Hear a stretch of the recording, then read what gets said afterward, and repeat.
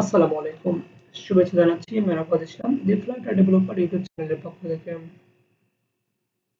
তো আপনারা দেখতে পাচ্ছেন, আজকে আমাদের ভিডিওতে আলোচনা করা হবে অ্যাসাইনমেন্ট অপারেটর নিয়ে। তো কথা চলুন শুরু করা যাক। প্রথমত আমরা আমাদের যে স্টুডিওটা রয়েছে অর্থাৎ ইন্টেলেস আইডি, সেই আইডিতে চলে যাব এবং আইডিতে চলে গিয়ে আমরা যেহেতু অপারেটর সম্পূর্ণ একটা ফুল ভিডিও বানাবো, সেক্ষেত্রে আমরা কি করবো, যেখানে আপনারা চাইলে এখানে নিউ একটা ফাইল ডট ফাইল নিতে পারেন, যেখানে আমি দিলাম অ্যাসাইনমেন্ট অপারেটর। ওকে, তাহলে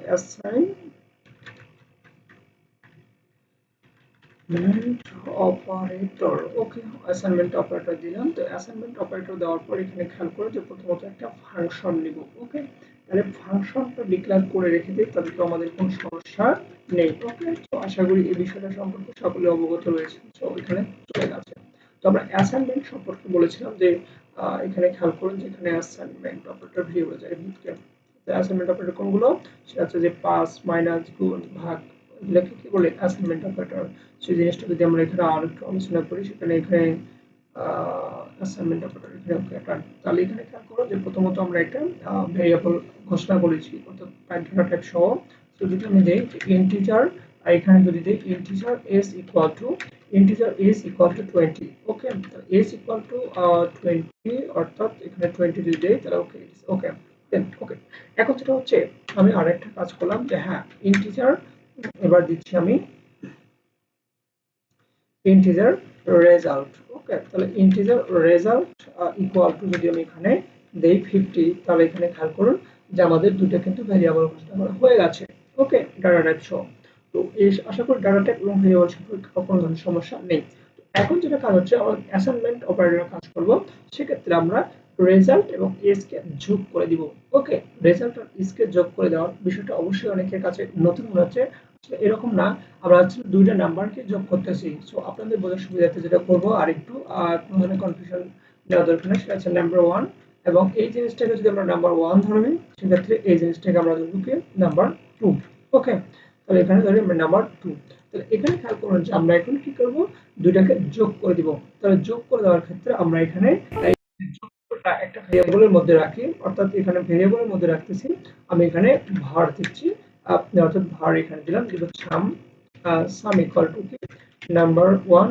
খেয়াল করেন যে number one plus number two. Okay, number plus one, number one plus number two. এবং এখানে খেয়াল করুন যে ভারটা কি, এই যে ভারটা হচ্ছে কি একটা ভেরিয়েবল, অর্থাৎ এখানে ভেরিয়েবল টাইপটা যে ইন্টিজার, স্ট্রিং, ডাবল, সবকিছু হতে পারে। সো আমার ক্ষেত্রে নরমালি ভার যে ভেরিয়েবলটা, এটা দেওয়া বেটার, কারণ এক্ষেত্রে হয় কি যে বিভিন্ন ধরনের যে ডাটা টাইপ, এটা উল্লেখ না করলেও কিন্তু হয়। নয়তো আমরা এখানে উল্লেখ করতাম, যদি ভার না দিতাম সেক্ষেত্রে এখানে উল্লেখ করতাম ডাবল অথবা ইন্টিজার। ওকে, তো আমি এই জায়গায় কিন্তু নরমালি ভার দেই, তো ভার দিলেও সমস্যা হয় না, ইন্টিজার দিলেও সমস্যা হবে না। তো আপাতত আমি ইন্টিজার দিয়ে দেখাই। খেয়াল করুন যেখানে সাম, তাহলে এখানে কি করবো, সামটাকে আমরা প্রিন্ট করে নিব। ওকে, তাহলে এখানে প্রিন্ট করে নেবো। তো প্রিন্ট করার আগে আমি এখানে বলে দিচ্ছি যে the number, the total number.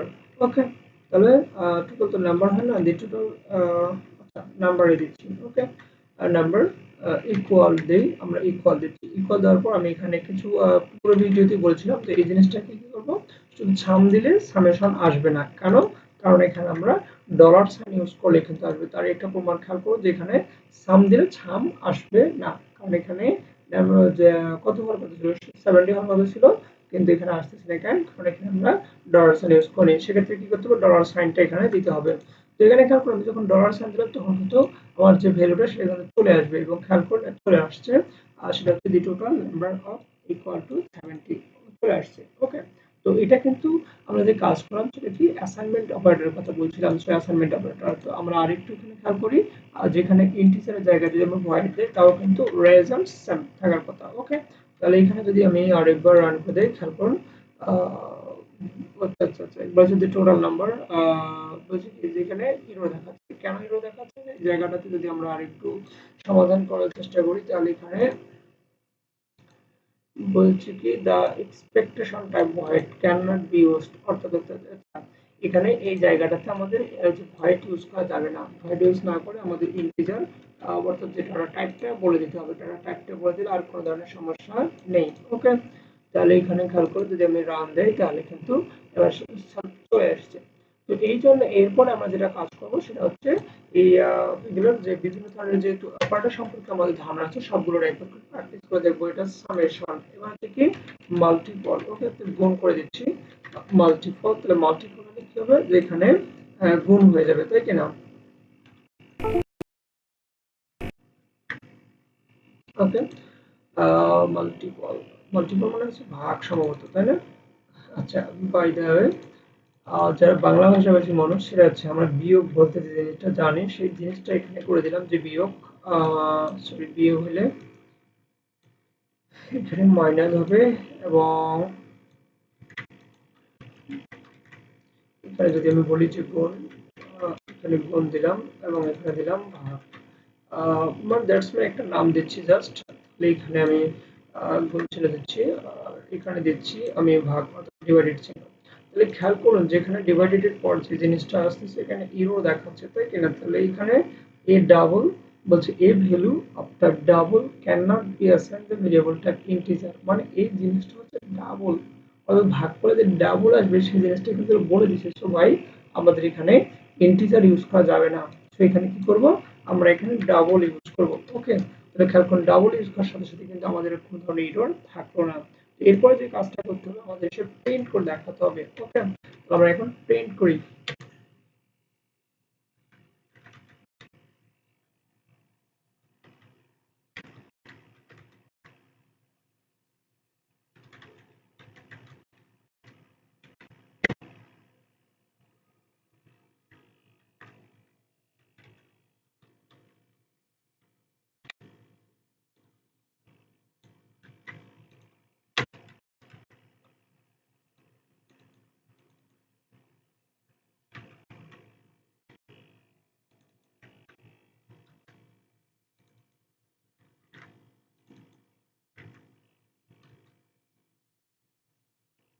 এবং আমরা রান বাটনে ক্লিক করে খেয়াল করুন যে আমাদের রান চলে এসেছে।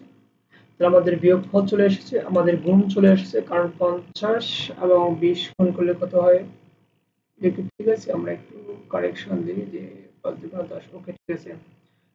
যে 1000 হয়ে থাকে, এবং যে ভাগ করলে তাই চলে আসে।